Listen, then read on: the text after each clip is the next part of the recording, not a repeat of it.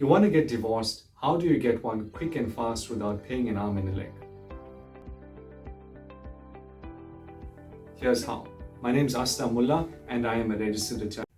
Let's talk about the divorce process in South Africa. The starting point is that you don't actually need the consent of the other person for divorce. In other words, South Africa is a no-fault divorce country, which means that even if your partner does not consent to the divorce, you can still get a divorce. The grounds for your divorce can be that you believe that there is no love or respect left in the relationship. What are the different types of courts that you can approach? You have the regional court and the high court.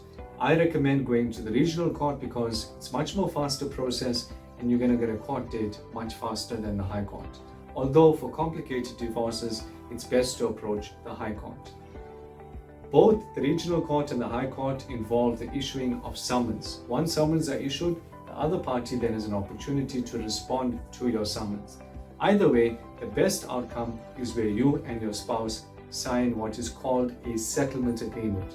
A settlement agreement is an out-of-court settlement that deals with all of the assets, liabilities, issues regarding children, pension fund, etc. In summary, getting a divorce in South Africa can be quite straightforward or very complicated. It depends on whether your spouse is going to fight you or agree to the terms of the divorce. It's best that you enter into an uncontested divorce because that process is going to be faster and cheaper. If you need help in your situation, you're more than welcome to click the link below and book an appointment with our office. I wish you all the best and I'll speak to you soon.